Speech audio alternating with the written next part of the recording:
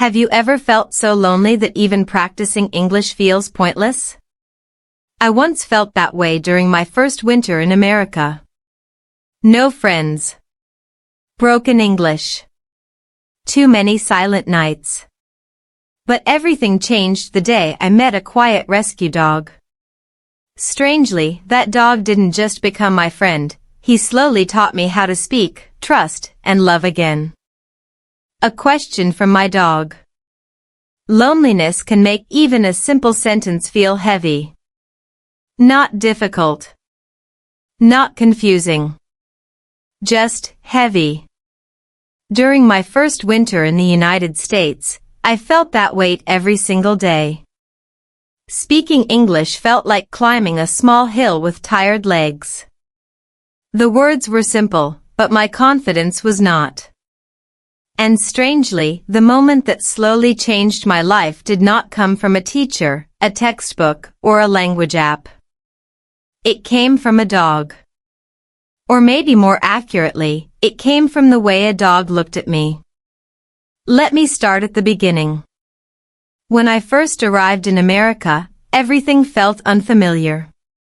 The streets were wide and quiet. The buildings looked tall and organized. Even the air smelled different. Cold. Clean. A little lonely. People around me spoke English quickly. Their sentences flowed easily, like a river moving around rocks. But inside my mind, English felt slow and fragile, like thin ice on a winter lake. Every time someone asked a simple question, my brain suddenly worked too hard. A cashier might ask, "How are you today?" A neighbor might say, "Nice weather, right?" These were easy sentences. I understood them clearly. But when it was my turn to respond, something strange happened inside my brain. My thoughts started racing. Should I say I'm good? Should I say I'm doing well? Is my pronunciation correct? During those few seconds, silence grew between me and the other person. Psychologists often explain this feeling in a very simple way. When people feel nervous or embarrassed, a part of the brain called the amygdala becomes active. The amygdala's job is protection. It watches for danger. But sometimes the brain makes a small mistake. It treats speaking a new language like a dangerous situation. So instead of helping you speak clearly, your brain freezes. Maybe you know this moment very well. Your mind understands the sentence. Your mouth stays quiet. I remember one evening at a grocery store near my apartment. The store was warm and bright. Soft music played in the background, and the smell of fresh bread filled the air. At the checkout counter, the cashier smiled kindly and asked a question. "Did you find everything you needed?" I understood every word. But for 3 long seconds, my brain tried to build the perfect answer. Finally, I spoke slowly. "Yes. I find everything." The cashier nodded politely and handed me the receipt. "Great. Have a nice evening." It was a normal conversation. Nothing dramatic happened. But as I walked outside into the cold evening air, something inside me felt uncomfortable. Not because my grammar was wrong. Because I felt small. That winter felt long. The sun disappeared early in the afternoon. The sky turned gray before dinner time. And the apartment where I lived was very quiet at night. Sometimes I tried to practice English alone. I opened simple books and read short sentences out loud. My name is. I live in. Today is a cold day. At first, this felt helpful. Speaking slowly helped my mouth learn the sounds. But after 10 minutes, the room always felt too quiet. My voice echoed slightly off the walls. No one answered. No one reacted. Practicing alone can sometimes feel like talking to an empty room. Language scientists often say that emotions play a powerful role in learning. When people feel relaxed, curious, or connected to someone, the brain releases chemicals that strengthen memory and focus. One of those chemicals is dopamine. Dopamine helps the brain remember things more easily. It makes learning feel rewarding. But loneliness does the opposite. Loneliness makes learning slow and heavy. At that time, I did not know any of this science. I only knew one simple truth. Learning English felt lonely. One Saturday morning, I decided to take a walk around my neighborhood. The winter sun was pale but gentle. A soft wind moved through the streets, carrying the smell of coffee from a nearby cafe. As I walked through the neighborhood, I noticed something interesting about American life. Dogs. Dogs were everywhere. Small dogs with colorful jackets. Large dogs walking proudly beside their owners. Some dogs ran happily across grassy parks, while others sat quietly beside people drinking coffee outside. In many countries, dogs live outside houses. They guard the home or protect the yard. But in America, something feels different. Dogs walk beside people like close companions. One woman passed by me while talking to her dog. "Okay, Max, slow down. We're not late." Her voice sounded patient and friendly, almost like she was talking to a child. For a moment, I smiled to myself. Dogs do not understand grammar. They do not study vocabulary. But they understand something much deeper. They understand tone. They understand emotion. They understand presence. Later that afternoon, I sat on a wooden bench near a small neighborhood park. The grass looked pale from winter, and the trees stood quietly without leaves. Across the park, a man played fetch with a golden-colored dog. The dog ran in wide circles, chasing a bright red ball with endless excitement. The man laughed loudly. "Good boy. Bring it back." The dog returned happily, tail moving back and forth like a metronome. Watching them created a strange warmth inside my chest. Not excitement. Not envy. Just a calm feeling. And in that quiet moment, a small thought appeared in my mind. Maybe learning English does not always need to feel like a test. Maybe it can feel more like that simple moment in the park. Relaxed. Natural. Human. A few days later, something unexpected happened. I walked into a small animal shelter on a quiet American street. Inside that building, I would meet a calm dog with gentle eyes. A dog who did not care about my grammar. A dog who would listen patiently to every slow sentence I tried to say. And without speaking a single word, that dog would ask me a silent question. A question that would slowly change how I learned English. And even more surprisingly, how I understood love. His name was Charlie. My silent life in America. Silence can grow slowly in a new country. At first, it feels peaceful. Then it becomes uncomfortable. And after a while, it starts to feel like an invisible wall between you and everyone else. That was my life during my first months in the United States. Every morning, I woke up in a small apartment that looked clean and organized but felt unfamiliar. The heater made a soft humming sound.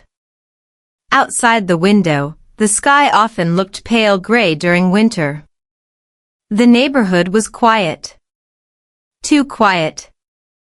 Back home, mornings were full of sounds, motorbikes passing by, people talking, street vendors calling customers. But here, the street outside my building stayed calm for long periods of time.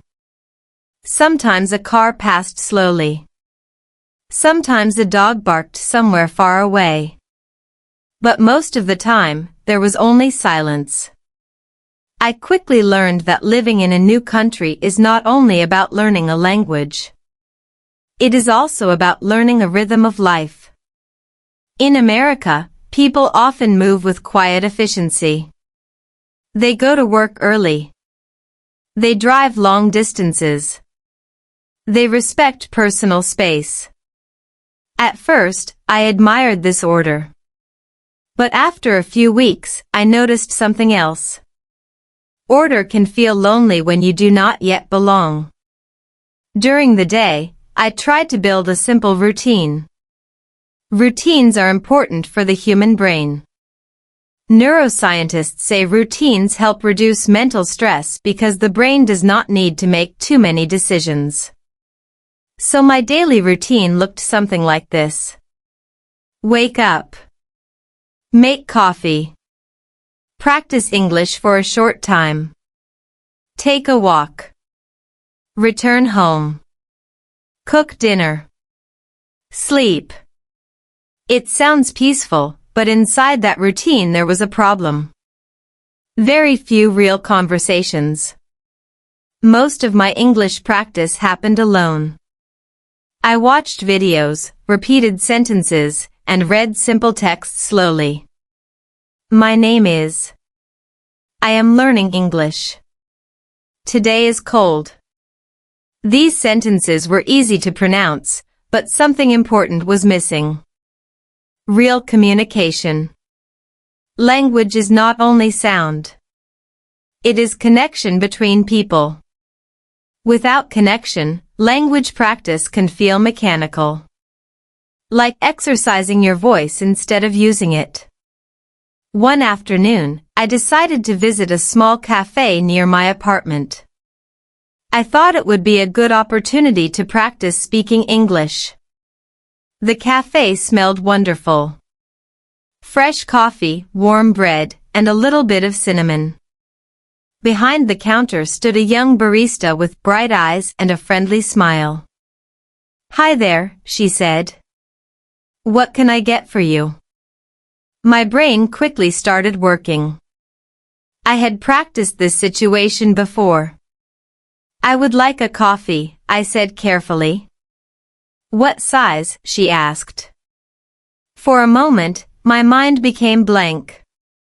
In many American coffee shops, sizes have special names, small, medium, large, but sometimes they also say things like tall, grande, or venti. I hesitated. Medium, please. Sure, she said kindly. Anything else?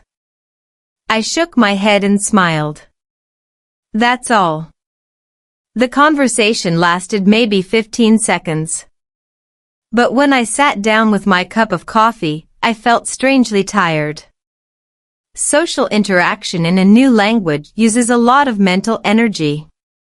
Your brain is translating, listening, predicting, and correcting at the same time. Researchers often explain that language learners use more cognitive resources than native speakers. That means even a short conversation can feel like solving a puzzle very quickly. Still, I felt proud. A small conversation is still a conversation. I sat near the window and watched people passing outside. Some walked with headphones. Others held paper cups of coffee while talking to friends. And of course, many people walked with dogs. In America, dogs are part of everyday life. You see them in parks, neighborhoods, and even some stores. Many people treat their dogs almost like children. They talk to them constantly. Come on, buddy. Good girl. Let's go home. Listening to those conversations made me realize something interesting. When people speak to dogs, they speak slowly.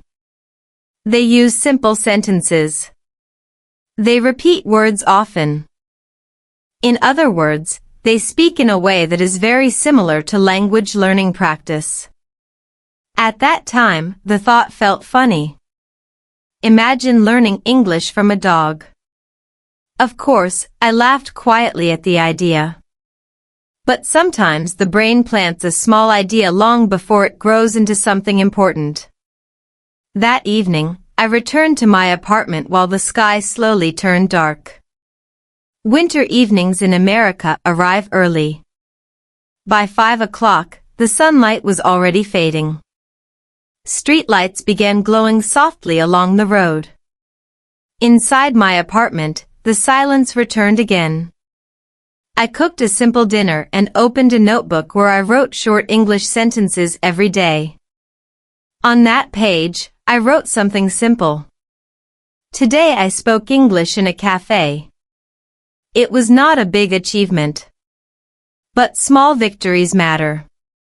Psychologists often say motivation grows from progress, not perfection. When people notice even tiny improvements, their brain releases dopamine again. That chemical encourages the brain to continue learning. But motivation also needs companionship. And at that moment in my life, companionship was exactly what I was missing. That quiet winter continued for several weeks. Until one afternoon, while walking through a different part of the neighborhood, I saw a small sign on a building. The sign said, Animal Shelter, Adoption Center. Through the glass window, I could see several dogs resting quietly inside. Some were sleeping. Some looked curious. One of them sat very still, watching the door. For some reason, I stopped walking. Something about that calm building felt inviting. I stood there for a moment, thinking. Maybe I was only curious. Maybe I was simply tired of quiet evenings. Or maybe, without realizing it, I was searching for a kind of conversation that did not require perfect grammar. So I opened the door. And that simple decision led me to the moment when I first saw a calm dog with gentle eyes. A dog named Charlie. A dog waiting in the shelter. Animal shelters have a very special atmosphere. They are quiet, but not empty. The air carries many small sounds, soft paws on the floor, a distant bark, the gentle clinking of metal cages. It is a place full of waiting. That was the first feeling I had when I stepped inside the animal shelter. The building was simple. White walls. Clean floors. A small desk near the entrance where a volunteer greeted visitors. A middle-aged woman looked up from her computer and smiled. Hello. Welcome. Her voice was warm and relaxed. I answered slowly. Hello. I am just looking. No problem, she said kindly. Take your time. That sentence immediately made me feel comfortable. Take your time. In language learning, those words are very important. When people feel rushed, the brain becomes tense. But when someone says take your time, your mind relaxes. Relaxation helps learning. I walked slowly down a hallway lined with kennels. Inside each space was a dog with its own personality. One small dog barked excitedly when it saw me. Another dog jumped up and down, its tail moving quickly like a fan.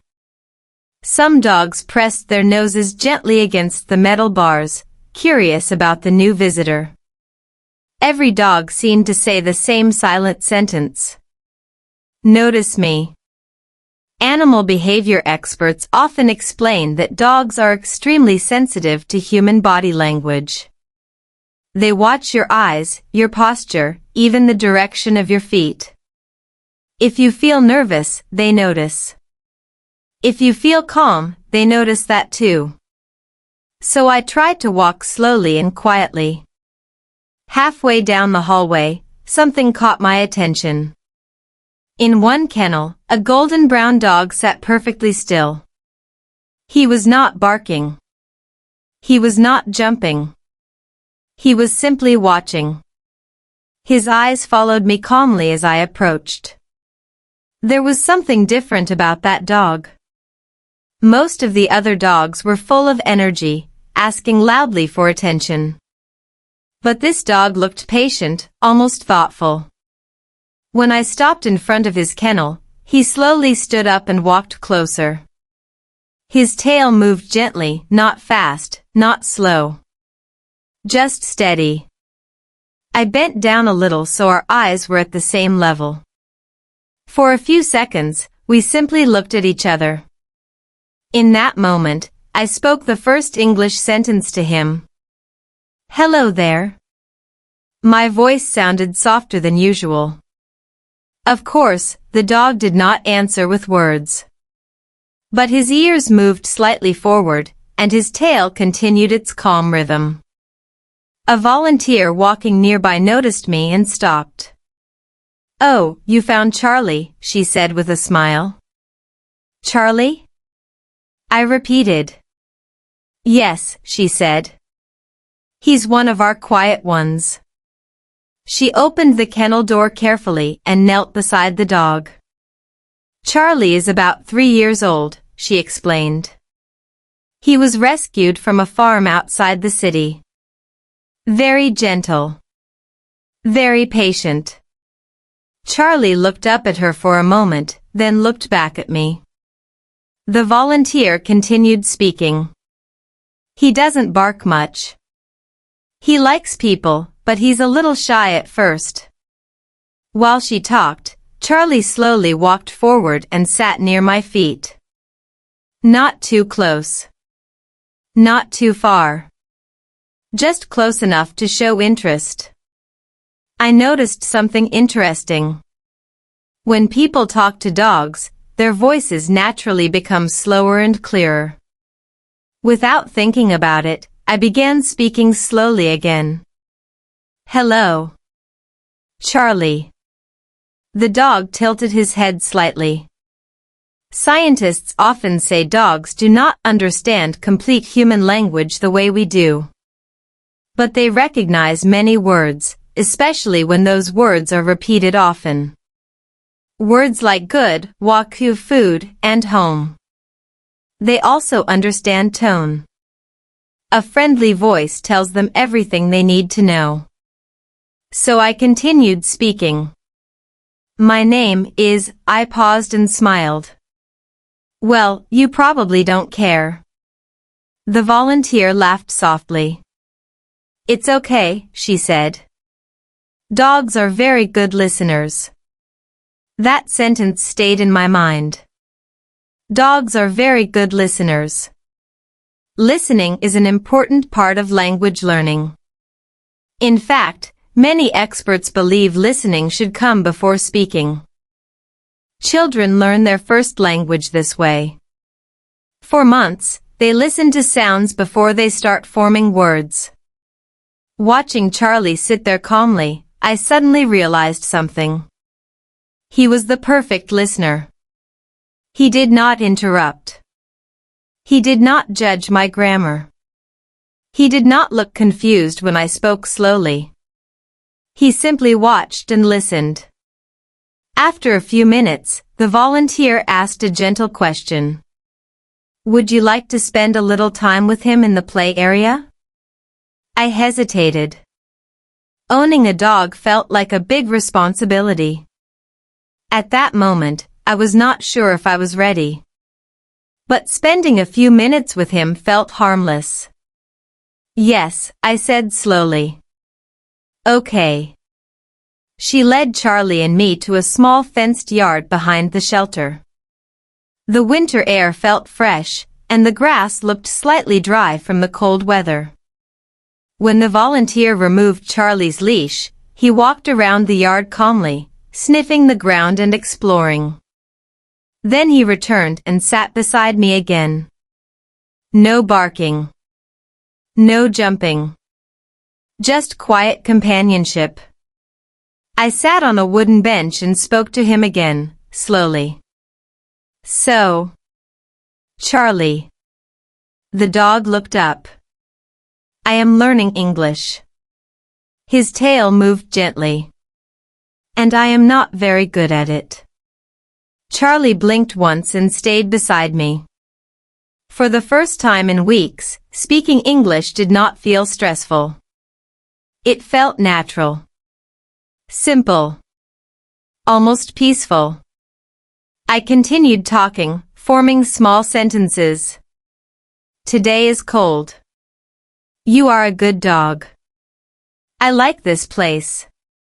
Charlie stayed there, listening to every word.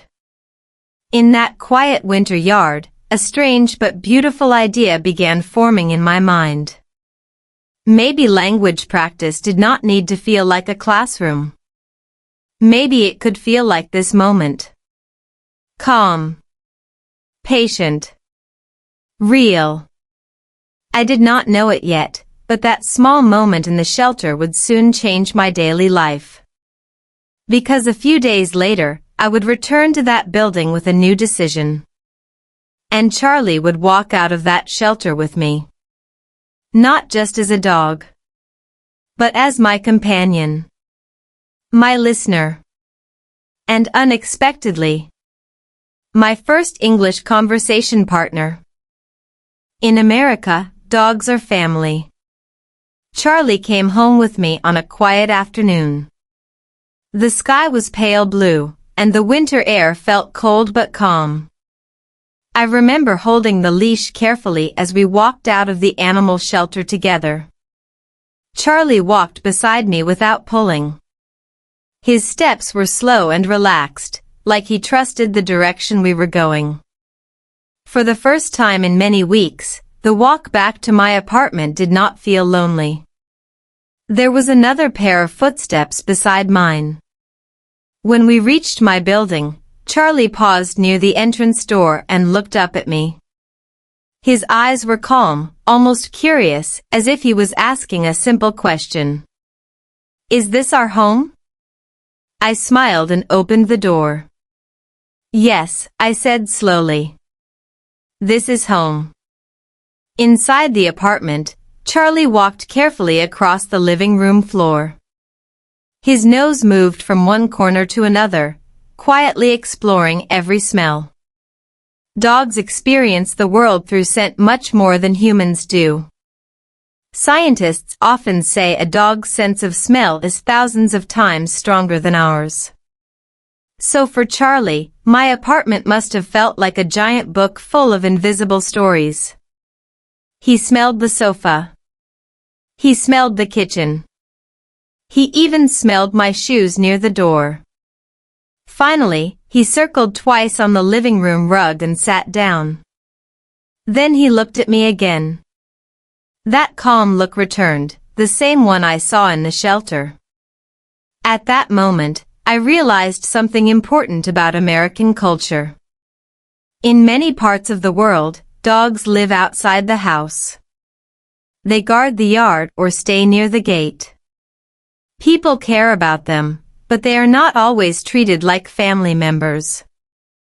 But in the United States, the relationship between humans and dogs often looks different. Dogs sleep inside the house. They have their own beds. They go to the park with their owners. Sometimes they even celebrate birthdays. At first, this idea surprised me. But slowly, I began to understand the deeper reason behind it. Many Americans see dogs not only as pets but as companions. Life in modern cities can be busy and independent. People often live far away from their families. In those situations, animals can provide emotional support. Psychologists have studied this connection for many years. Research shows that interacting with dogs can reduce stress and lower levels of cortisol, the hormone related to anxiety. At the same time, spending time with animals can increase oxytocin. Oxytocin is often called the bonding hormone. It appears when people feel connection, trust, and affection. In simple words, being around a friendly dog can make the brain feel calmer and happier. That evening, I noticed this effect almost immediately. Charlie sat quietly beside the sofa while I prepared dinner in the kitchen. Every few minutes, he looked toward me to check where I was. When I returned to the living room with my food, he moved his tail slowly against the floor. The apartment felt different. Not louder, but warmer. After dinner, I sat on the couch and opened a small English notebook where I usually practiced writing sentences. Charlie walked over and lay down near my feet. For a moment, I looked at the notebook, then I looked at Charlie. An interesting idea appeared in my mind. What if I practiced English with him? It sounded a little strange. But it also felt natural. I looked down at him and spoke slowly. Charlie, today you came home. His ears moved slightly. This is your house now. Charlie lifted his head and watched me. So I continued speaking. You are a good dog. His tail touched the floor once. Speaking to Charlie felt completely different from speaking to people. There was no pressure. No judgment. No need to build the perfect sentence. I could speak slowly. I could pause. I could repeat words if I wanted. Language experts often say repetition is one of the strongest tools for learning. The brain builds stronger memory connections when it hears and produces the same sounds many times. So that evening, I repeated simple sentences. Good dog, Charlie. This is the kitchen. This is the sofa. Charlie followed me around the apartment while I pointed at objects and said their names. Door. Table. Window. If someone watched me at that moment, they might have thought I was teaching English to a dog. But something surprising was happening. I was teaching English to myself. When people speak slowly and clearly, the brain has more time to process pronunciation, rhythm, and vocabulary. This method is often called slow input learning. It allows the brain to understand language naturally, instead of memorizing complicated grammar rules. Charlie became the perfect partner for this kind of practice. He listened to everything. He never interrupted. And every time I said his name, his tail moved happily. Charlie. Tail wag. Good boy. Tail wag again. This simple reaction created a small reward in my brain. Remember dopamine?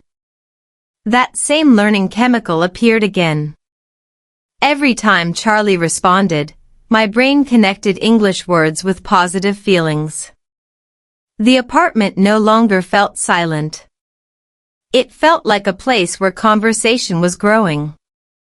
Later that night, Charlie curled up on the rug beside my bed and closed his eyes peacefully. Before turning off the light, I whispered one more sentence.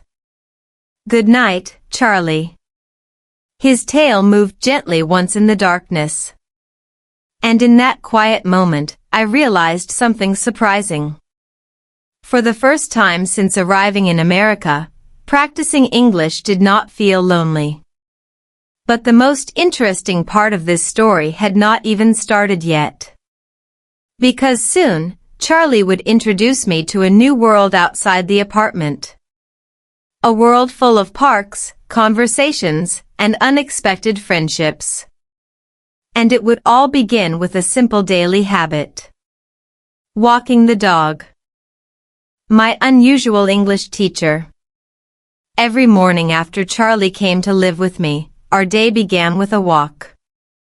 Dogs love routine. In fact, animal behavior experts often say that dogs feel safest when their daily schedule stays predictable. Walks, meals, and rest times help them feel calm. Humans are not so different. Our brains also like routines because routines reduce mental stress. When the brain knows what will happen next, it saves energy. That energy can be used for learning new things. For me, that new thing was English. The first morning walk with Charlie happened just after sunrise. The sky was pale orange, and the cold winter air felt fresh against my face. Charlie stood by the door, holding his leash gently in his mouth. His eyes were bright with excitement. Okay, I said slowly. Let's go. The moment I opened the door, Charlie stepped outside with confident energy. His nose moved constantly as he explored the smells of the neighborhood. Dogs read the world through scent the way humans read books. Every tree, every corner of the sidewalk, every patch of grass carried information for Charlie. While he explored, I practiced something simple. Speaking. At first, the sentences were short. Charlie, slow down. Wait here. Good boy. Charlie looked back at me each time he heard his name. That small response encouraged me to continue. One of the most effective ways to learn a language is called active speaking. This means producing words with your own voice instead of only listening or reading. Many language learners spend hours watching videos but very little time speaking out loud. But speaking activates different parts of the brain, especially areas connected to memory and motor movement. In simple terms, when your mouth moves, your brain learns faster. Charlie became my daily reason to speak. Charlie, look at that bird. Charlie, stop. Charlie, come here. Sometimes I repeated the same sentences many times. Repetition might sound boring, but it is actually powerful. The brain strengthens neural pathways when it hears and produces the same patterns again and again. Athletes repeat movements. Musicians repeat melodies. Language learners repeat sentences. Charlie did not mind repetition at all. In fact, he seemed to enjoy it. One morning, we passed a small garden near the corner of my street. Charlie stopped suddenly and sat down beside a wooden fence. I looked down at him. What happened? Charlie stared at something behind the fence. A squirrel. The squirrel sat on a tree branch, completely still. Charlie's ears stood straight up. His body leaned slightly forward, full of curiosity. I laughed softly. You want to chase the squirrel? Charlie's tail moved quickly. No, I continued slowly. We don't chase squirrels. Of course, Charlie did not understand every word. But he understood my tone. That moment made me realize something important about communication. Language is not only vocabulary and grammar. It is rhythm. Emotion. Connection. Even when humans talk to each other, these elements matter a lot. Communication experts say more than half of human meaning comes from tone and body language, not just words. So speaking English with Charlie helped me practice something deeper than grammar. It helped me practice natural expression. Over the next few weeks, our walks became longer. Sometimes we walked around the block. Sometimes we visited a nearby park.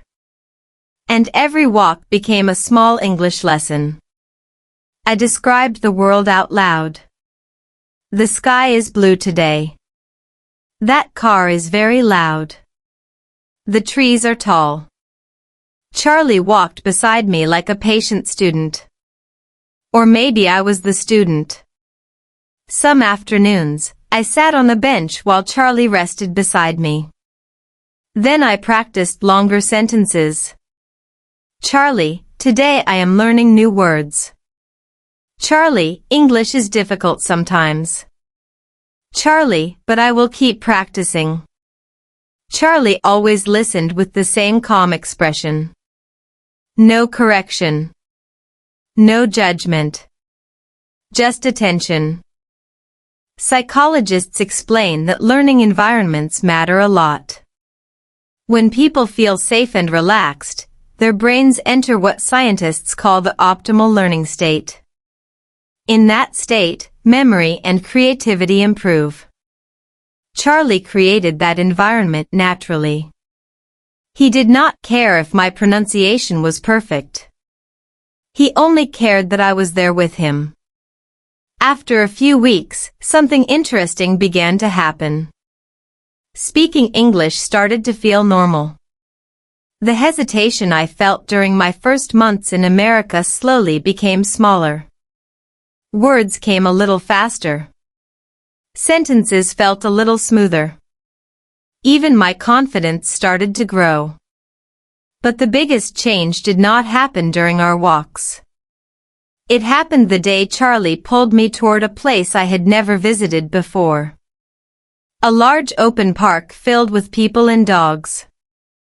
At the entrance, several owners stood talking while their dogs ran freely on the grass. Charlie's tail began moving excitedly. He looked at me as if he had an important suggestion. Let's go meet them. I hesitated. Talking to dogs was easy. Talking to people still made my brain nervous. But Charlie gently pulled the leash forward. Step by step, we entered the park. And within a few minutes, someone nearby smiled and said a friendly sentence. Beautiful dog. What's his name? Suddenly, my English practice was about to become something much more real. A conversation. Why talking to pets helps language learning. The first real conversation in the dog park started with a very simple sentence. Beautiful dog. What's his name? The voice came from a man standing a few steps away. He was holding a tennis ball while his large black dog waited excitedly beside him. For a moment, my brain froze. This happens often when people learn a new language. Even if you know the words, your mind sometimes needs a second to organize them. Linguists call this processing time. Your brain searches its memory, finds the right vocabulary, and builds a sentence. During that small pause, Charlie looked up at me calmly. Almost like he was saying, "You've practiced this." So I answered slowly. His name is Charlie. The man smiled. Charlie is a good name, he said. How old is he? Again, my brain paused for a moment. 3 years old, I replied carefully. Nice, the man said. My dog is 4. His dog ran toward Charlie, and within seconds the two animals began sniffing each other with curiosity. Dogs greet each other differently than humans. They do not shake hands or say hello with words.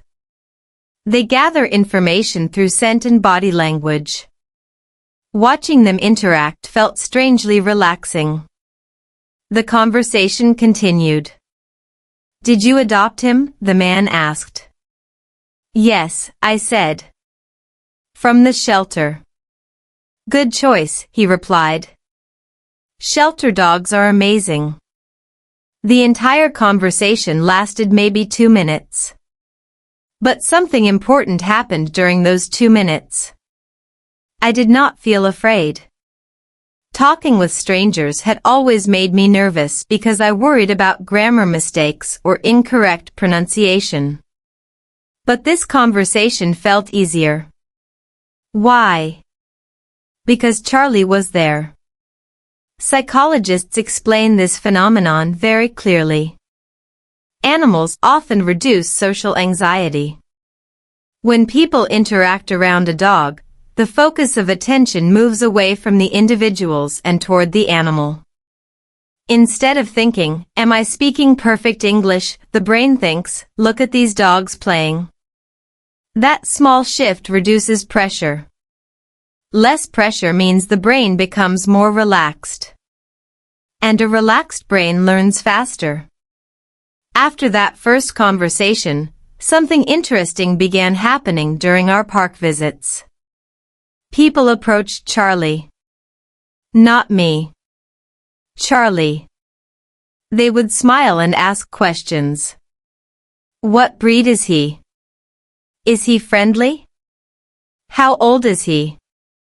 Each question gave me a chance to practice speaking English naturally. Instead of studying vocabulary from textbooks, I was using real language in real situations. Language researchers often call this context learning. The brain remembers words more easily when they are connected to real experiences. For example, the word leash becomes memorable when you hold one. The word park becomes meaningful when you walk through one. The word treat becomes unforgettable when a dog hears it and immediately runs toward you. One afternoon, I sat on a wooden bench while Charlie rested beside me. A woman nearby was throwing a bright orange ball for her small dog. She smiled and started a conversation. "Charlie looks very calm," she said. "Yes," I replied slowly. "He is very patient." "That's a great dog personality," she said. Calm dogs are easier to train. The word train reminded me of something interesting. Training dogs and learning languages share many similarities. Both require repetition. Both require patience. And both improve through small daily practice. Professional dog trainers often repeat the same commands again and again: sit, stay, come. Language learners repeat phrases: how are you? Thank you, see you later. Over time, repetition builds automatic responses. One evening, after returning home from the park, I began thinking about why speaking to Charlie had helped my English so much. The answer came from something I once read about the brain. The human brain dislikes embarrassment. When people fear making mistakes in front of others, the brain activates a protective response. This response can block creativity and slow language production. But animals never judge grammar. Charlie never corrected my sentences. He never laughed when I mispronounced a word. So my brain stayed relaxed. This relaxed state allowed me to experiment with language. Sometimes I tried new sentences. Charlie, today we walked very far. Charlie, I think the weather will be warm tomorrow. If I made a mistake, nothing bad happened. Charlie simply wagged his tail. Language learning experts often recommend something called low-pressure speaking practice. This means practicing in environments where mistakes feel safe. Charlie created that environment naturally. He was not only my companion. He was also my listener. My quiet teacher. And strangely, my bridge to human conversations. Because every time we visited the dog park, I met new people. And every conversation became a small step forward. Step by step, my confidence grew. But the most unexpected part of this journey was still waiting. Because one afternoon in the park, Charlie ran toward someone he had never met before. A woman sitting on a bench with a gentle smile. And that simple moment would begin a new chapter in my life. One that had nothing to do with grammar books. And everything to do with love. Small moments that teach love. The afternoon Charlie met her felt like an ordinary day at the dog park. The sky was soft and gray, the kind of quiet sky that often appears before sunset. A light wind moved through the trees, and dry leaves rolled gently across the grass. Charlie and I entered the park the same way we always did. Slow steps. A calm leash. A simple greeting to a few familiar faces. After several weeks of visiting the park, I had started recognizing people. Some owners came every day at the same time. Dogs, like humans, enjoy routines. So the park slowly became a small community. Charlie walked beside me until he suddenly stopped. His ears lifted. His nose pointed toward a wooden bench near the far side of the park. Then he began walking in that direction with quiet determination. "Charlie?" I said slowly. But he continued walking. Sometimes dogs sense something interesting before humans do. Their hearing and smell are far more sensitive than ours. When we reached the bench, I finally saw why Charlie had chosen that direction. A woman sat there holding a small white dog in her lap. She looked up when Charlie approached. Her smile was gentle and relaxed. "Well, hello there," she said softly. Charlie's tail started moving immediately. The small white dog in her arms looked at Charlie with curiosity but stayed calm. I stepped closer and gave a polite nod. "Hello." My voice was still careful, still slow. But speaking English no longer felt as frightening as it once did. The woman looked at Charlie. "He's very polite," she said. "Most dogs run straight to the ball area." I smiled. "Charlie likes people." The woman laughed lightly. "That's a good quality." Her dog jumped gently from her lap and stood beside her feet. The small dog's tail wagged in short, quick movements. "This is Daisy," she said. "Charlie," I replied, pointing at my dog. Daisy walked toward Charlie and sniffed him carefully. Dogs always begin conversations this way. Sniff. Pause. Another sniff. Charlie remained calm, allowing Daisy to explore. "Looks like they approve of each other," the woman said. The word approve was new for me. My brain quickly searched for its meaning. "Approve means they like each other," she explained kindly. "Oh," I said. "Yes, they approve." Moments like this are powerful for language learning. When someone explains a word during a real conversation, the brain remembers it much more easily. Scientists call this context memory. The word becomes connected to the situation. Now every time I hear the word approve, I remember two dogs meeting near a bench. We talked for several minutes while the dogs explored the grass. Her name was Emily. She lived only a few streets away and visited the park almost every afternoon after work. "What do you do?" she asked. I paused for a moment, organizing my sentence. "I work from home," I said slowly. "Nice," Emily said. "That gives you time to walk Charlie." "Yes," I answered. "He is my English teacher." Emily laughed. "Your English teacher?" "Yes," I said, smiling. "I practice speaking with him." Emily looked at Charlie, then back at me. That's actually a great idea. Her reaction surprised me. Many people might think speaking to a dog is strange. But Emily seemed to understand immediately. Talking out loud is one of the best ways to learn a language, she said. Language researchers agree with that idea. Speaking activates multiple parts of the brain at once: memory, movement, sound processing, and emotional response. Even simple sentences help build fluency. Charlie looked at us both calmly, as if proud of his teaching skills. Over the next few weeks, something gentle and natural began happening.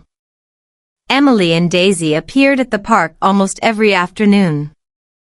Charlie recognized Daisy quickly and often ran toward her the moment we arrived. Dogs form friendships faster than humans. But slowly, humans follow. Emily and I began sitting on the same bench while the dogs played nearby. At first, our conversations were short. How was your day? Good. Cold weather today. Yes, very cold. But even these small exchanges helped my confidence grow. Each conversation felt easier than the last. Some days we talked about dogs.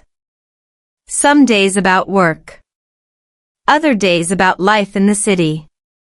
Emily often spoke slowly and clearly, which helped me understand more words. Good conversation partners naturally adjust their speaking style when they know someone is learning a language. This is called comprehensible input. It means language that is slightly challenging but still understandable. The brain learns best in this zone: not too easy, not too difficult. Charlie and Daisy often lay in the grass nearby while we talked. Watching them taught me something simple but powerful. Dogs do not complicate relationships. They show affection directly. They forgive quickly. They trust easily. One evening, as the sun began setting behind the trees, Emily watched Charlie lying peacefully on the grass. "He really loves you," she said. I looked at Charlie. His eyes were half closed, completely relaxed. "Yes," I said quietly. "He does." Emily smiled. "You know," she said, "dogs teach us a lot about love." Her sentence stayed in my mind long after we left the park that day. Dogs teach us a lot about love. At that moment, I did not realize how true those words would become.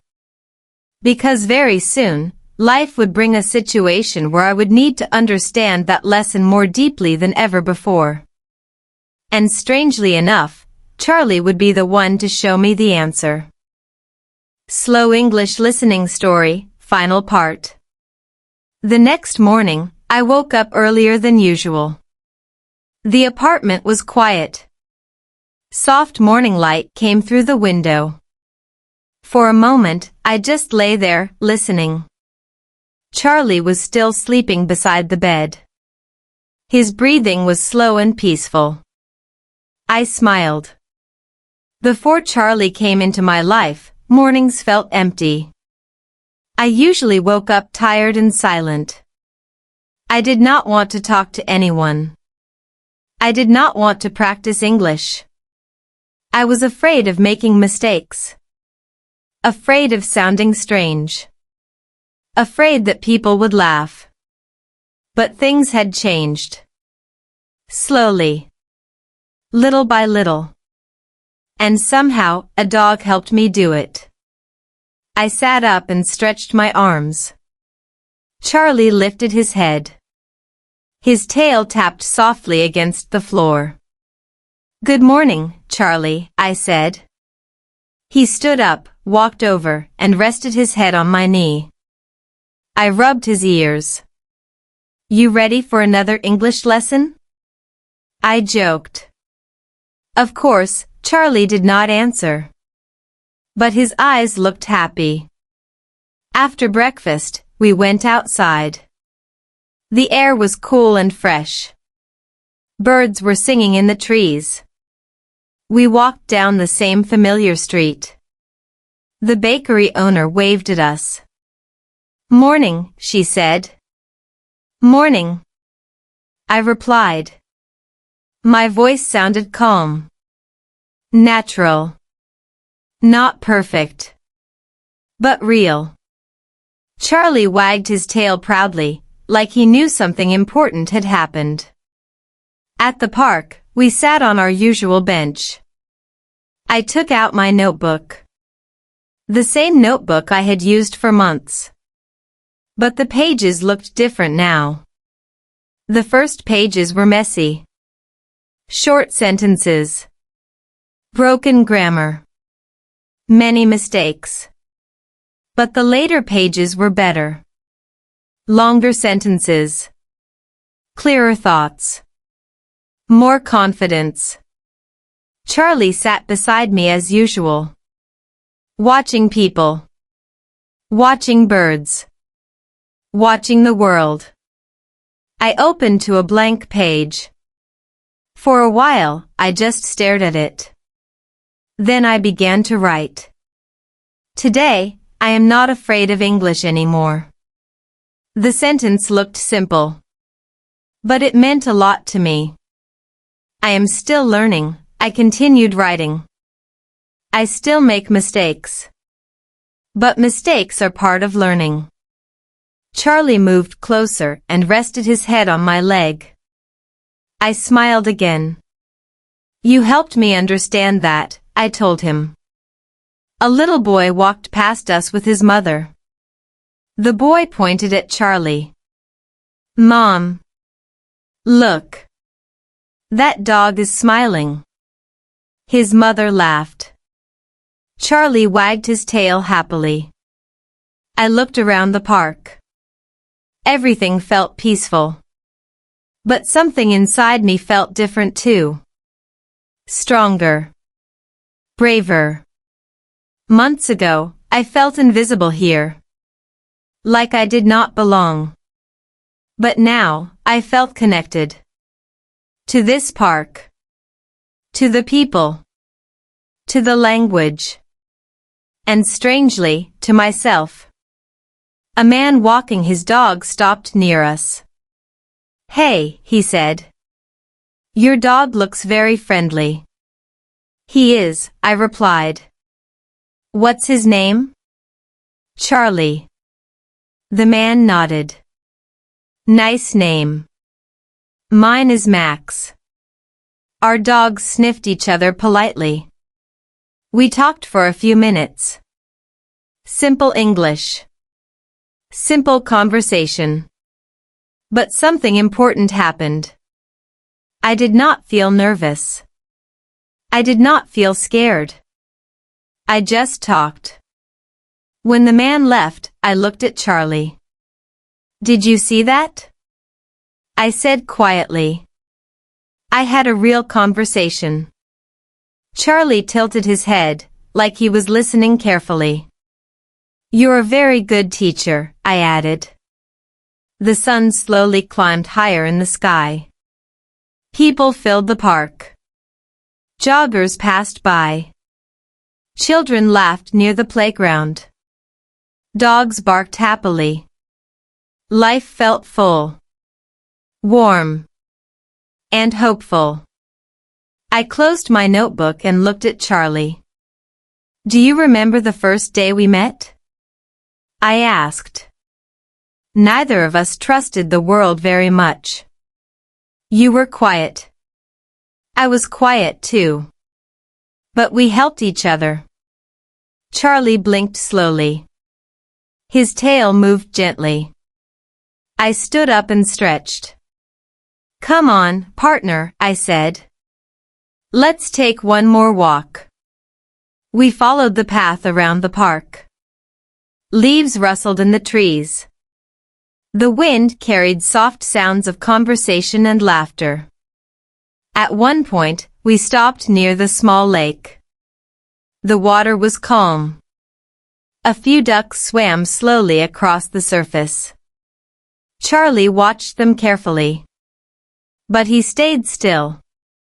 He had learned patience. And maybe I had too.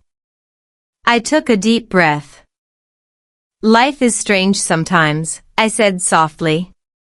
You think you need big things to change your life. A new job. A lot of money. A perfect plan. But sometimes, I looked down at Charlie. All you need is a quiet friend who listens. Charlie wagged his tail slowly. The afternoon sun warmed the path as we walked home. Our apartment door opened with a soft click. Inside, everything looked the same. The same table. The same couch. The same small kitchen. But it felt different now. Because I was different. I placed my notebook on the table. Charlie curled up on his favorite blanket. I sat down and opened the notebook again. One last sentence. One day, I will speak English fluently. I paused. Then I added another line. But today, I am proud of my progress. Charlie lifted his head and looked at me. I laughed softly. Thank you, Charlie, I said. Not just for helping me learn English, but for helping me believe in myself. Charlie wagged his tail. Outside, the sun slowly began to set. Golden light filled the room. A new chapter was waiting. A new journey. More words to learn. More conversations to have. More confidence to build. And this time, I was ready. Charlie rested his head on his paws. And together, we watched the evening light fade into a peaceful night. Slow English listening story. A few weeks passed after that peaceful morning in the park. Life did not suddenly become perfect. I still made mistakes when I spoke English. Sometimes I forgot simple words. Sometimes my grammar sounded strange. But something inside me had changed. Before, every mistake felt like a failure. Now, mistakes felt like steps forward. Small steps. But real ones. Charlie noticed the change too. Or at least, that is what I liked to believe. Every evening, after work, we walked together through the neighborhood. The same streets. The same park. The same quiet lake. But the conversations around me began to feel different. Before, English sounded like fast rain. Too many words. Too many sounds. Too hard to understand. Now, I could catch pieces of it. Little phrases. Simple ideas. A joke. A greeting. A story. It felt like slowly tuning a radio. At first, only noise. Then suddenly, clear music. One evening, something unexpected happened. Charlie and I were walking past the small park cafe. The place always smelled like coffee and warm bread. I often passed by, but rarely went inside. Ordering food in English still made me nervous. But that evening, I stopped. Charlie sat beside me patiently. You think I should try? I asked him. He blinked slowly. That was his usual answer to everything. I took a deep breath. Okay, I said quietly. We'll try. Inside the cafe, soft music was playing. A few people sat at small wooden tables. Some were talking. Some were reading. Some were typing on laptops. The warm smell of coffee filled the air. A young woman stood behind the counter. She smiled when I walked in. "Hi there. What can I get for you?" For a moment, my mind went blank. So many times before, this moment made me panic. But today felt different. I spoke slowly. One clear word at a time. "Hi. I would like a small coffee, please." The woman nodded. "Sure. Anything else?" I thought for a second. Then I pointed at a small pastry in the glass display. "And one of those, please." "Good choice," she said with a friendly smile. "That'll be $4.50. I paid and stepped aside to wait. My heart was beating fast. But I was smiling. Because I had done it. A simple order. But a big victory. Charlie waited outside near the door. When I came out, I showed him the small paper bag. "We did it," I whispered proudly. Charlie wagged his tail like he understood everything. We sat on a bench near the cafe. The sky was turning orange with sunset. I took a sip of the coffee. Warm. Comforting. Perfect. A man sitting nearby looked at Charlie. "Beautiful dog," he said. "Thanks," I replied. "What breed is he?"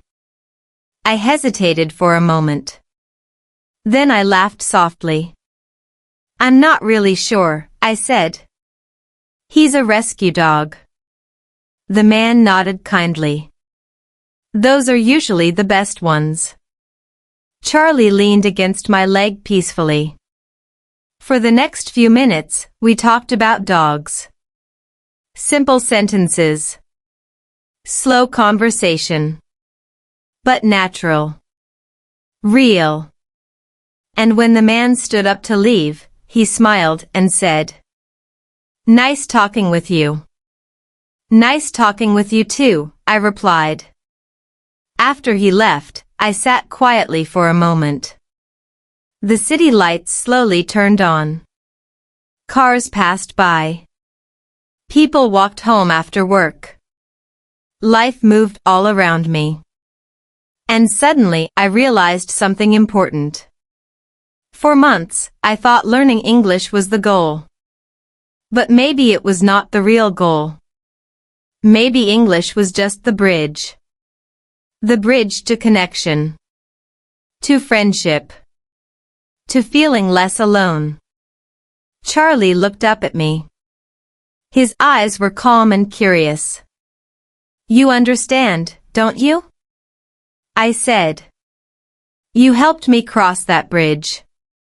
The sky slowly darkened. Stars appeared one by one. We finished the coffee and pastry. Then we began walking home. The streets felt familiar now. Friendly. Not scary. When we reached the apartment, Charlie walked straight to his blanket. He turned in a circle twice and lay down. His usual bedtime routine. I sat at the table and opened my notebook again. Writing had become a daily habit. A quiet moment to think. To remember. To learn. Tonight, I wrote something different. Not just sentences. But a promise. I will keep learning. I will keep speaking. Even when it feels difficult. Even when I make mistakes. Because now I understood something simple. Confidence does not come first. Practice comes first. Confidence grows later. Charlie lifted his head when he heard my pen moving. "You want to hear what I wrote?" I asked him. Of course, he stayed silent. But he listened. Just like always. I read the words out loud slowly. practicing every sound, every sentence. The room was quiet, but it did not feel lonely anymore, because someone was always there. A quiet listener, a loyal friend. When I finished reading, Charlie wagged his tail once. Just once. But that was enough.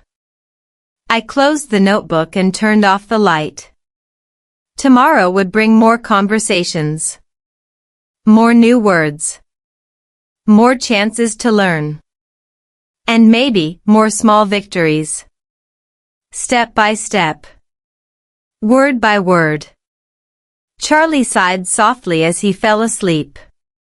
And for the first time in a long time, the future felt bright. Slow English listening story. Several months passed quietly. Life moved forward in small, steady steps. The seasons changed. Winter slowly turned into spring. The trees in the park grew new leaves. Flowers appeared along the walking paths. And every day, Charlie and I continued our routine. Morning walks. Evening conversations. Notebook practice at the kitchen table. My English was still not perfect. But it was no longer silent. Words came easier now. Sentences felt more natural. And most importantly, fear was no longer in control. One sunny afternoon, something unexpected happened again. Charlie and I were walking through the park like always. The air smelled fresh. Children were playing near the playground. Birds flew above the lake. It was one of those peaceful days that felt simple and beautiful. We stopped at our usual bench. The same bench where I had written many pages in my notebook. I opened the notebook again. But today, I was not writing. I was thinking. Thinking about how much had changed. Months ago, I felt invisible in this city. A stranger with broken English. A quiet person who avoided conversations. But now, things felt different. Suddenly, a familiar voice spoke behind me. Hey. It's Charlie, right? I turned around. It was the man with the dog named Max. We had spoken several times before during our walks. Yes, I said with a smile. This is Charlie. Max wagged his tail when he saw Charlie. The two dogs greeted each other happily. The man sat on the bench next to me. How have you been? He asked. Good, I replied. Still learning English every day. He laughed kindly. Well, you're doing great. That simple sentence made me pause. You think so? I asked. Of course, he said. Every time we talk, you sound more confident. For a moment, I did not know what to say. Then I looked down at Charlie. His tail was slowly wagging like always. Maybe he was proud too. The man pointed at my notebook. Still writing your stories? Yes, I said. It helps me practice. What kind of stories? He asked. I thought for a moment. Then I answered honestly. Stories about learning and about life. He nodded thoughtfully. You know, he said, those are the best kinds of stories. We talked for a while longer. About work. About the city. About our dogs. The conversation felt easy. Natural. And when he stood up to leave, he said something that stayed in my mind. Keep practicing, he said. Your voice deserves to be heard. After he left, I sat quietly on the bench. The wind moved softly through the trees. The lake reflected the bright blue sky. Charlie rested his head on my leg. "You heard that, right?" I said softly. "Your voice deserves to be heard." For a long time, I believed the opposite. I believed my voice was not good enough. Not clear enough. Not fluent enough. But maybe that belief was wrong. Maybe a voice does not need to be perfect. Maybe it only needs courage. Charlie lifted his head and looked at me. His calm eyes seemed to say something simple. "Keep going." So I opened my notebook. But this time, I did not write about the past. I wrote about the future. One day, I wrote slowly, "I want to help others learn English too. Not with perfect grammar. Not with difficult words. But with simple stories. Stories about real life. Stories about mistakes. Stories about small victories. Stories about courage." I paused for a moment. Then I added one more line. Because someone out there might feel the same fear I once felt. Charlie's tail tapped gently on the bench. I laughed softly. "You like that idea, huh?" The sun slowly moved across the sky. Afternoon turned into evening. Golden light filled the park. We stood up and began walking home. The familiar path felt peaceful. Comfortable. Safe. When we reached the apartment, Charlie went straight to his blanket. His favorite spot. I placed the notebook on the table. Then I sat beside the window and looked outside. The city lights slowly appeared one by one. Cars moved quietly along the street. People walked home after long days.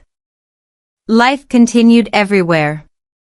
I thought about the first night Charlie came into my life. Two quiet souls. Two uncertain hearts.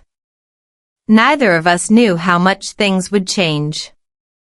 But somehow, step by step, walk by walk, word by word, we found our way.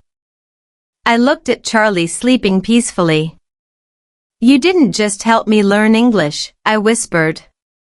"You helped me find my voice." Charlie's ears moved slightly as he dreamed. Maybe he was dreaming about the park. Or about chasing ducks near the lake. Or maybe about our long walks together. I turned back to the notebook and wrote one final sentence. The journey is not finished. It is only beginning. Because learning never really ends. There will always be new words. New conversations. New stories waiting to be told. And this time, I was ready to tell them. Charlie breathed softly in his sleep. The night grew quiet. And somewhere in that quiet moment, a new storyteller was born. The lesson my dog taught me. Late one evening, the apartment felt very quiet. Not the peaceful kind of quiet. The heavy kind. Outside, the wind moved slowly between the buildings, making a soft whispering sound. The streetlights glowed through the window, painting long yellow lines across the floor. Charlie was lying on the rug near the couch. Normally, his tail would wag when I walked into the room. But tonight, he stayed still. I sat down slowly.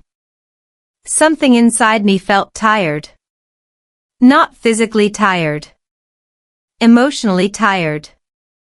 That day at work had been difficult. I had misunderstood a conversation during a meeting. My coworkers spoke quickly, using expressions I had never heard before. Everyone laughed at something. But I did not understand the joke. I smiled politely. Still, the feeling stayed in my chest like a small stone. Later, when the meeting ended, I kept thinking the same thought again and again. Maybe my English is still not good enough. Even after months of practice. Even after all those conversations with Charlie. Even after writing so many pages in my notebook. Doubt returned quietly. It sat beside me like an unwanted guest. I leaned back on the couch and sighed. Charlie slowly stood up and walked toward me. His steps were calm and steady. He climbed onto the couch and sat next to me. Then he placed his head gently on my arm. No words. No advice. Just presence. I looked down at him. You don't care about my English, do you? I said softly. Charlie blinked slowly. His eyes were warm and patient. Animals have a strange kind of wisdom. They do not judge accents. They do not measure grammar. They do not care about perfect sentences. They only feel energy. They understand tone, emotion, kindness, and loyalty. Charlie wagged his tail once. Then he looked at me again. It was the same look he always gave me during our walks. During our conversations. During those long evenings when I practiced speaking slowly in the kitchen. That look seemed to say something simple. You are enough. I sat quietly for a long time. Then I remembered something I once read about the brain and language learning. When people feel embarrassed or afraid, a small part of the brain called the amygdala becomes active. The amygdala's job is to protect us from danger. But sometimes, it reacts even when there is no real danger. Like when we speak a new language. The brain thinks mistakes are a threat. So it creates fear. But here is the interesting part. Scientists say the brain learns language best when it feels relaxed and safe. Not when it feels judged. Not when it feels rushed. And suddenly, I understood something important. Charlie had been creating that safe space for me all along. Every conversation we had. Every slow sentence I practiced. Every silly story I told him. There was never pressure. Never embarrassment. Never fear. Just patience.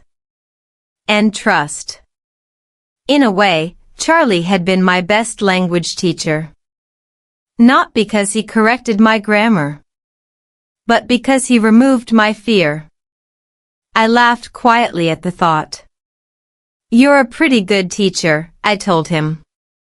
Charlie tilted his head. Maybe he liked the compliment.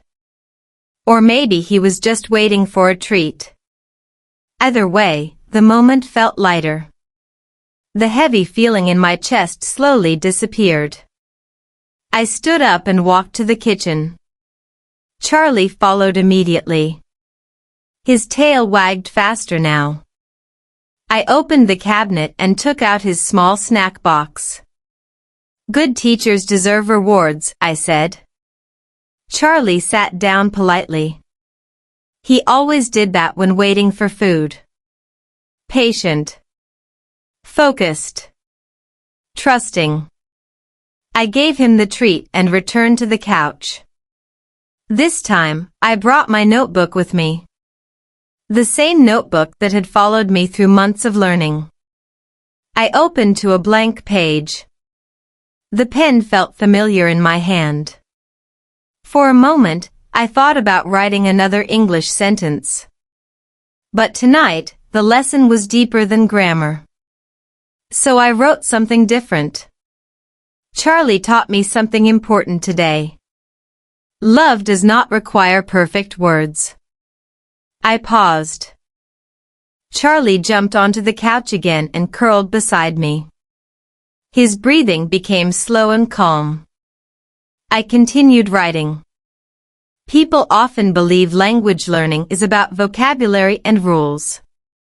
But it is really about courage. The courage to speak. The courage to make mistakes. The courage to be imperfect. Outside, the wind continued moving between the buildings. The city sounded distant and soft. Inside the apartment, everything felt peaceful again. I looked down at Charlie. You know, I said quietly, humans make love complicated. Charlie's ears moved slightly. But dogs make it simple. Feed them. Walk with them. Speak kindly to them. Be present. That's it. And maybe human relationships are not so different. Maybe love between people also grows from simple things. Patience. Listening. Trust. Just like the slow conversations I practiced every night. I leaned back and closed my eyes for a moment. Charlie's warm body rested beside me. For the first time that day, my mind felt calm. Then a new thought appeared. Maybe language learning is a lot like love. At first, it feels confusing, uncomfortable, even scary. But slowly, with patience and practice, something beautiful grows. Confidence, connection, understanding. And maybe that is why this journey mattered so much. It was never only about English. It was about finding my voice. Finding courage. Finding connection in a new country. Charlie stretched his legs and yawned loudly. I laughed. All right, teacher, I said. Class is over for today. Charlie wagged his tail once more. I closed the notebook and placed it on the table. Before turning off the light, I looked at him again. You really did teach me how to love, I whispered. Charlie blinked slowly. And somehow, in that quiet moment, it felt like he understood. Because sometimes the greatest lessons in life do not come from books, or teachers, or classrooms. Sometimes they come from a quiet dog sitting beside you, patiently waiting for you to believe in yourself. And maybe that is the most powerful lesson of all. The family I never expected. Morning light slowly filled the apartment. Soft sunlight moved across the floor and gently touched the edge of the couch. The city outside was already awake. Cars passed quietly on the street. Somewhere in the distance, a bus stopped and opened its doors with a long sigh. Charlie stretched his legs on the rug. Then he stood up and shook his body, making his collar jingle softly. That small sound had become the most familiar part of my mornings. I walked into the kitchen and poured water into his bowl. Good morning, Charlie, I said slowly. His tail wagged like it always did. Some habits never change. And sometimes, that is exactly what makes life feel safe. I opened the window and let fresh air enter the room. Spring had fully arrived in the city now. The cold winter wind was gone. Instead, warm sunlight and soft breezes filled the streets. Charlie stood near the door. He looked back at me with bright eyes. Yes, he was ready. Morning walk time. We stepped outside and began walking toward the park. The same path. The same trees. The same sidewalks we had walked together for months. But somehow, the world looked different now. Maybe the city had not changed. Maybe I had. As we entered the park, birds moved through the branches above us. The lake reflected the blue sky like a mirror. People walked their dogs along the paths, greeting each other with simple smiles. Charlie walked proudly beside me. His steps were confident. And strangely, mine were too. Near the center of the park, I noticed a familiar figure. The woman from the dog park. The one I had spoken with many times during the past few months. Her golden retriever ran happily across the grass. When she saw Charlie and me, she smiled and waved. "Good morning," she called. "Good morning," I answered. My voice felt natural. Not forced. Not nervous. Just normal. We stopped near the bench by the lake. Our dogs greeted each other with excited tails. The woman sat down and looked at Charlie. "You know," she said with a small laugh, "I think Charlie has made you very popular at this park." I laughed too. "He helped me practice English." She tilted her head. "I remember. You told me that." I sat beside her on the bench. For a moment we watched the dogs play together. The lake moved slowly in the morning breeze. Then she said something thoughtful. "You seem very different from the first time we met." I looked at the water. "Different how?" "More confident," she replied. "More relaxed." I thought about that for a moment. Maybe she was right. The first time we spoke, my sentences were slow and careful. My thoughts were full of doubt. Now the conversation flowed easily. Not perfect, but comfortable. "I guess Charlie helped me learn many things," I said. She smiled warmly. "Dogs do that." We talked for a long time that morning. About the park. About our work. About life in the city. Sometimes the conversation moved slowly. Sometimes we paused to watch the dogs. But the silence was never awkward. It felt natural. Like the quiet between good friends. At one point she looked at Charlie and said something that stayed in my mind.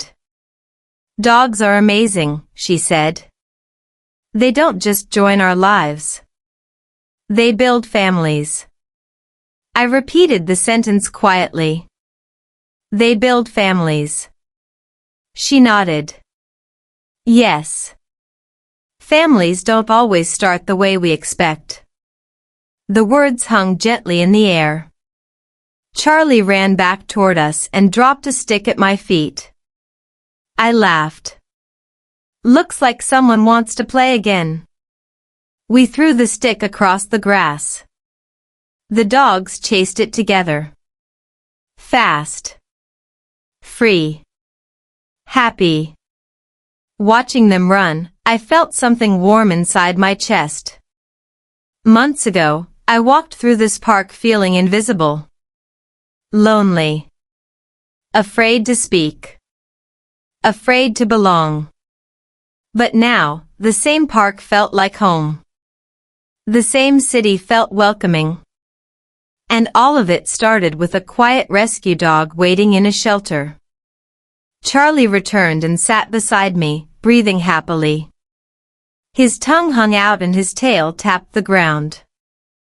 "You changed everything," I told him softly. The woman heard me and smiled. "He probably thinks you saved him," she said. Maybe that was true. Maybe we had saved each other. We sat there until the sun climbed higher in the sky. Eventually people began leaving the park for work. The morning grew busier. Cars moved faster along the streets. The peaceful moment slowly faded. The woman stood up and called her dog. Well, she said, I should get going. Then she looked at me again. I'm glad we met here. Me too, I replied. She smiled and waved as she walked away. Charlie and I remained on the bench for a few more minutes. The lake sparkled in the sunlight. Birds moved across the water. I took a deep breath. The air felt warm and calm. For a long time, I had believed that learning English was only about language, vocabulary, grammar, pronunciation. But now I understood something deeper. Language is connection. Language is courage. Language is the bridge between strangers who become friends. Between silence and belonging. Between loneliness and family. Charlie leaned against my leg. You really did teach me how to love, I said quietly. He looked up at me with calm eyes. No words. No explanation. Just trust. And sometimes, trust is the strongest language in the world. We stood up and began walking home. The same path. The same sidewalks. But now every step felt meaningful. Because this journey was never only about English. It was about finding my place. Finding my voice. And finding a family I never expected. A family that began with a quiet rescue dog. And a simple decision to keep speaking, even when the words felt imperfect. Because sometimes the smallest conversations lead to the biggest changes in life. And sometimes the best teacher is a dog walking quietly beside you. Some people think learning English is only about memorizing words. But the real journey is much deeper than vocabulary or grammar. Sometimes, the most powerful lessons come from the quietest moments of life, a walk in the park, a simple conversation, or even a loyal dog waiting beside you. Charlie didn't just help me practice slow English listening and speaking, he helped me understand patience, trust, and unconditional love. If this story touched you, imagine how many more real-life English stories are waiting for you here. Stories about love, family, culture, and everyday life in America, all told in clear, slow English designed for listening practice. So before you leave, take one small step today. Subscribe to the channel, like this video, and share it with someone who is also learning English. Your support helps this channel grow and allows more learners around the world to practice real English through emotional storytelling. And remember this, sometimes the best way to learn a language is simply to listen to a story that feels real. More powerful real English story practice videos are coming soon. Stay with us, your English journey is just beginning.